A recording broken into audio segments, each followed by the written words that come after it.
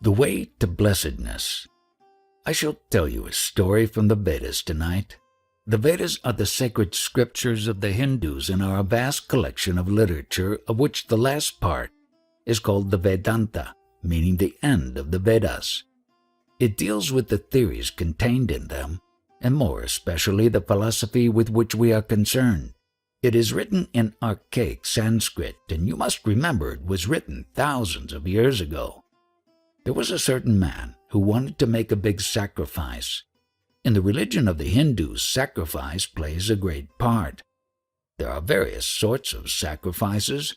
They make altars and pour oblations into the fire and repeat various hymns and so forth. And at the end of the sacrifice, they make a gift to the Brahmins and the poor. Each sacrifice has its peculiar gift. There was one sacrifice where everything a man possessed had to be given up. Now this man, though rich, was miserly, and at the same time wanted to get a great name for having done this most difficult sacrifice. And when he did this sacrifice, instead of giving up everything he had, he gave away only his blind, lame, and old cows that would never more give milk. But he had a son called Nichiketas, a bright young boy, who, observing the poor gifts made by his father, and pondering on the demerit that was sure to accrue to him thereby, resolved to make amends for them by making a gift of himself. So he went to his father and said, "And to whom will you give me?" The father did not answer the boy, and the boy asked a second time and a third time, when the father got vexed and said, "Thee I give unto Yama, thee I give unto death." And the boy went straight to the kingdom of Yama. Yama was not at home, and so he waited there. After 3 days Yama came and said to him, "O Brahman, thou art my guest, and thou hast been here for 3 days without any food. I salute thee, and in order to repay thee for this trouble, I will grant thee 3 boons. Then the boy asked the first boon, "May my father's anger against me get calmed down." And the second boon was that he wanted to know about a certain sacrifice. And then came the third boon. When a man dies, the question arises, what becomes of him? Some people say he ceases to exist. Others say that he exists. Please, tell me what the answer is. This is the third boon that I want. Then Death answered, "The gods in ancient times tried to unravel the mystery. This mystery is so fine that it is hard to know. Ask for some other boon. Do not ask this one. Ask for a long life of 100 years. Ask for cattle and horses. Ask for great kingdoms. Do not press me to answer this. Whatever man desires for his enjoyment, ask all that, and I will fulfill it. But do not want to know this secret." "No, no, sir," said the boy. "Man is not to be satisfied with wealth. If wealth were wanted, we should get it, if we have only seen you. We shall all live so long as you rule.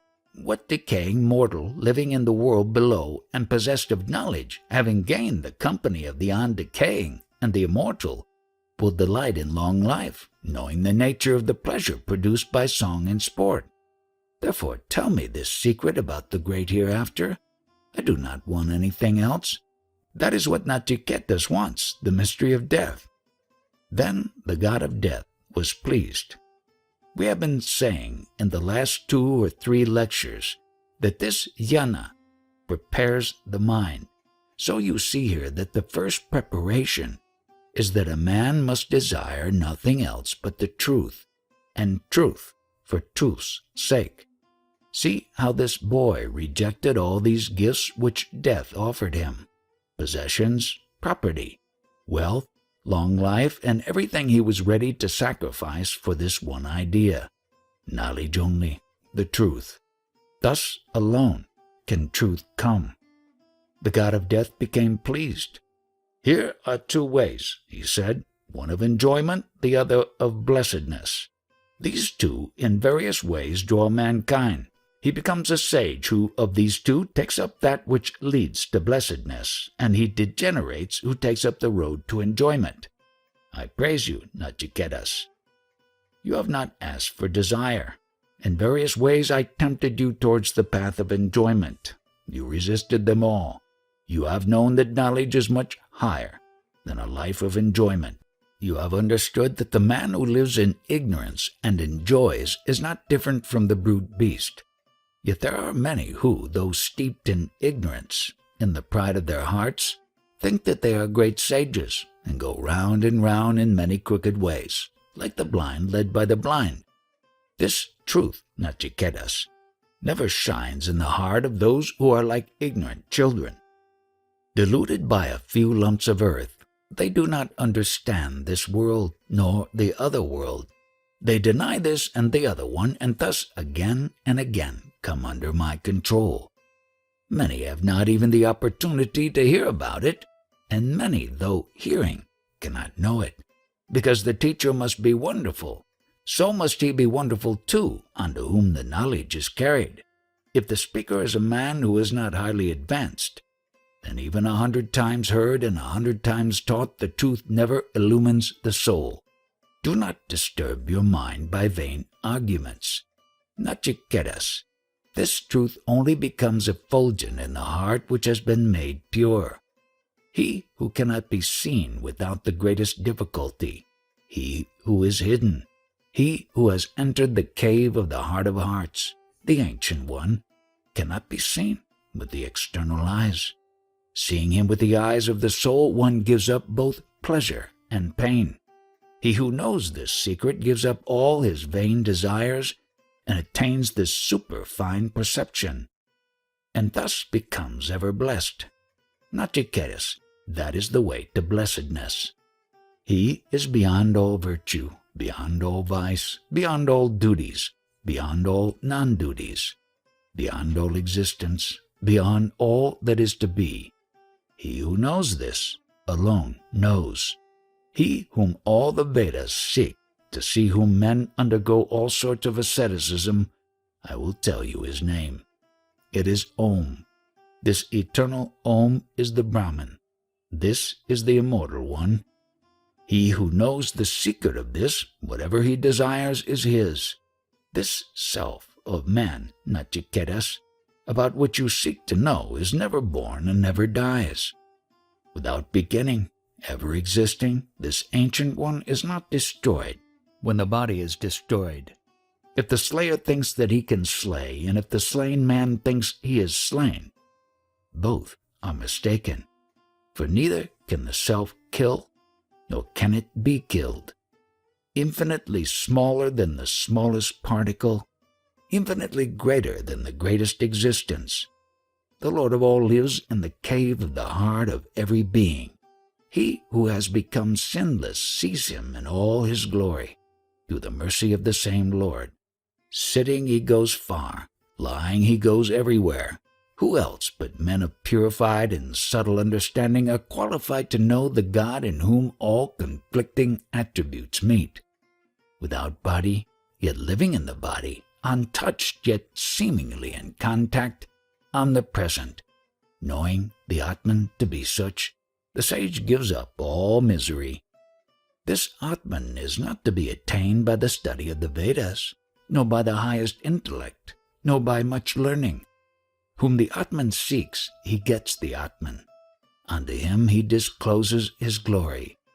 He who is continuously doing evil deeds, he whose mind is not calm, he who cannot meditate, he who is always disturbed and fickle, he cannot understand and realize this Atman who has entered the cave of the heart. This body, O Nachiketas, is the chariot. The organs of the senses are the horses. The mind is the reins. The intellect is the charioteer, and the soul is the rider in the chariot.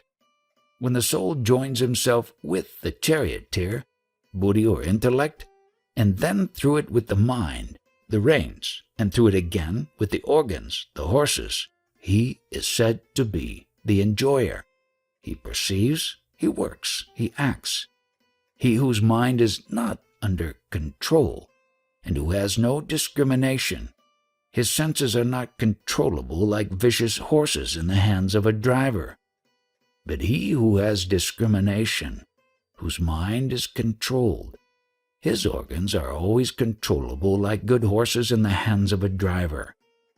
He who has discrimination, whose mind is always in the way to understand truth, who is always pure, he receives that truth, attaining which there is no rebirth. This, O Nachiketas, is very difficult. The way is long, and it is hard to attain. It is only those who have attained the finest perception that can see it, that can understand it. Yet do not be frightened. Awake, be up and doing. Do not stop till you have reached the goal. For the sages say that the task is very difficult, like walking on the edge of a razor. He who is beyond the senses, beyond all touch, beyond all form, beyond all taste, the unchangeable, the infinite, beyond even intelligence, the indestructible. Knowing him alone, we are safe from the jaws of death. So far, we see that Yama describes the goal, which is to be attained. The first idea that we get is that of birth, death, misery, and the various tossings about to which we are subject in the world can only be overcome by knowing that which is real. What is real? That which never changes, the self of man, the self behind the universe. Then again, it is said that it is very difficult to know him. Knowing does not mean simply intellectual assent. It means realization. Again and again we have read that this self is to be seen, to be perceived. We cannot see it with the eyes. The perception for it has to become superfine. It is gross perception by which the walls and books are perceived. But the perception, to discern the truth, has to be made very fine. And that is the whole secret of this knowledge. Then Yama says that one must be very pure. That is the way to making the perception superfine. And then he goes on to tell us other ways. That self-existent one is far removed from the organs. The organs are instruments to see outwards. But the self-existing one, the self, is seen inwards. You must remember the qualification that is required. The desire to know this self by turning the eyes inwards. All these beautiful things that we see in nature are very good, but that is not the way to see God. We must learn how to turn the eyes inwards. The eagerness of the eyes to see outwards should be restricted. When you walk in a busy street, it is difficult to hear the man speak with whom you are walking, because of the noise of the passing carriages. He cannot hear you because there is so much noise. The mind is going outwards and you cannot hear the man who is next to you. In the same way, this world around us is making such a noise that it draws the mind outwards. How can we see the self? This going outwards must be stopped. That is what is meant by turning the eyes inwards, and then alone the glory of the Lord within will be seen. What is this self? We have seen that it is even beyond the intellect. We learn from the same Upanishad that this self is eternal and omnipresent, that you and I and all of us are omnipresent beings, and that the self is changeless. Now this omnipresent being can be only one. There cannot be two beings who are equally omnipresent. How could that be? There cannot be two beings who are infinite, and the result is there is really only one self. And you, I, and the whole universe are but one, appearing as many. As the one fire entering into the world manifests itself in various ways, even so that one self, the self of all, manifests itself in every form. But the question is, if this self is perfect and pure and the one being of the universe, what becomes of it when it goes into the impure body, the wicked body, the good body, and so on? How can it remain perfect? The one sun is the cause of vision in every eye, yet it is not touched by the defects in the eyes of any. If a man has jaundice, he sees everything as yellow. The cause of his vision is the sun, but his seeing everything as yellow does not touch the sun. Even so, this one being, though the self of everyone is not touched by the purities or impurities outside. In this world where everything is evanescent, he who knows him who never changes, in this world of insentience, he who knows that one sentient being, in this world of many, he who knows this one and sees him in his own soul, unto him belongs eternal bliss, to none else, to none else. There the sun shines not, nor the stars, nor the lightning flashes, what to speak of fire. He shining, everything shines. Through his light, everything becomes effulgent. When all the desires that trouble the heart cease, then the mortal becomes immortal, and here one attains Brahman. When all the crookedness of the heart disappears, when all its knots are cut asunder, then alone the mortal becomes immortal. This is the way. May this study bless us. May it maintain us. May it give us strength. May it become energy in us. May we not hate each other. Peace unto all. This is the line of thought that you will find in the Vedanta philosophy. We see first that there is a thought entirely different from what you see anywhere else in the world. In the oldest parts of the Vedas, the search was the same as in other books. The search was outside. In some of the old books, the question was raised, what was in the beginning? When there was neither aught nor naught, when darkness was covering darkness. Who created all this? So the search began. And they began to talk about the angels, the devas, and all sorts of things, and later on we find that they gave it up as hopeless. In their day the search was outside, and they could find nothing. But in later days, as we read in the Vedas, they had to look inside for the self-existent one. This is the one fundamental idea in the Vedas, that our search in the stars and the nebulae, the Milky Way, in the whole of this external universe leads to nothing, never solves the problem of life and death. The wonderful mechanism inside had to be analyzed, and it revealed to them the secret of the universe. No star or sun could do it. Man had to be anatomized, not the body, but the soul of man. In that soul they found the answer. What was the answer they found? That behind the body, behind the mind, there is the self-existent one. He dies not, nor is he born. The self-existent one is omnipresent because he has no form. That which has no form or shape, that which is not limited by space or time, cannot live in a certain place. How can it? It is everywhere, omnipresent, equally present through all of us. What is the soul of man? There was one party who held that there is a being, God, and an infinite number of souls besides, who are eternally separate from God in essence and form and everything. This is dualism. This is the old, crude idea. The answer given by another party was that the soul was a part of the infinite divine existence. Just as this body is a little world by itself, and behind it is the mind or thought, and behind that is the individual soul. Similarly, the whole world is a body, and behind that is the universal mind, and behind that is the universal soul. Just as this body is a portion of the universal body, so this mind is a portion of the universal mind, and the soul of man is a portion of the universal soul. This is what is called the Vihistadvaita, qualified monism. Now, we know that the universal soul is infinite. How can infinity have parts? How can it be broken up, divided? It may be very poetic to say that I am a spark of the infinite, but it is absurd to the thinking mind. What is meant by dividing infinity? Is it something material that you can part or separate into pieces?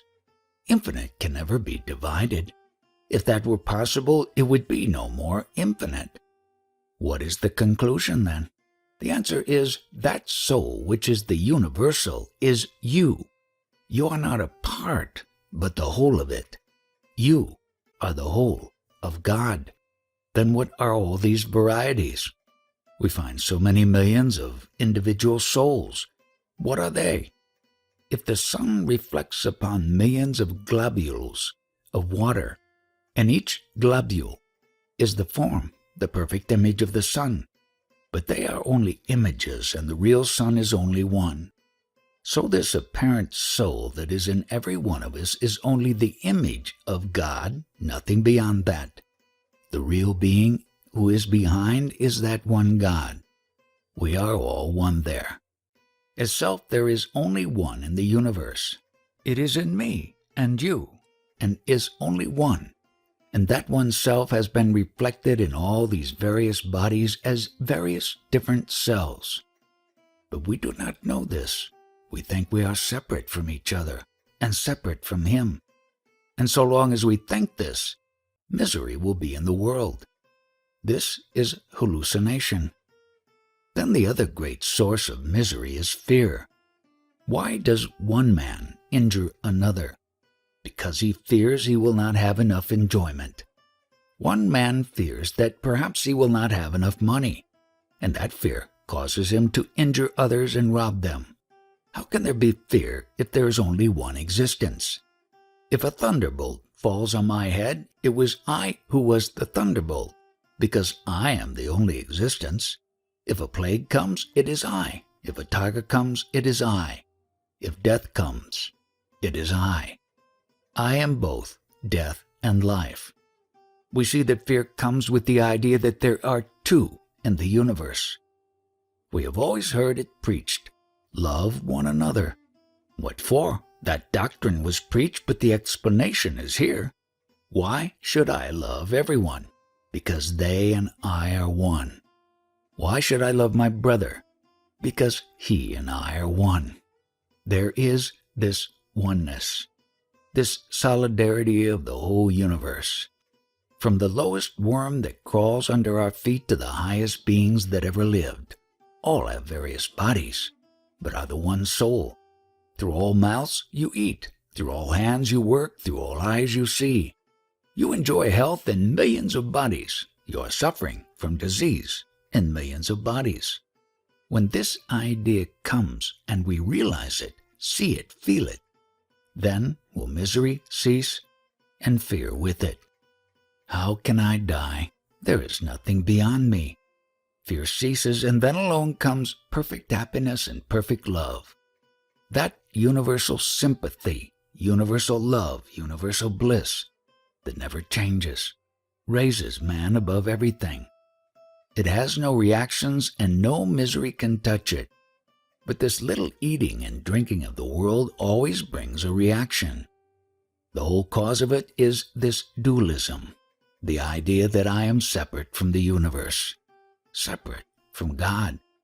But as soon as we have realized that I am He, I am the self of the universe, I am eternally blessed, eternally free, then will come real love. Fear will vanish, and all misery cease.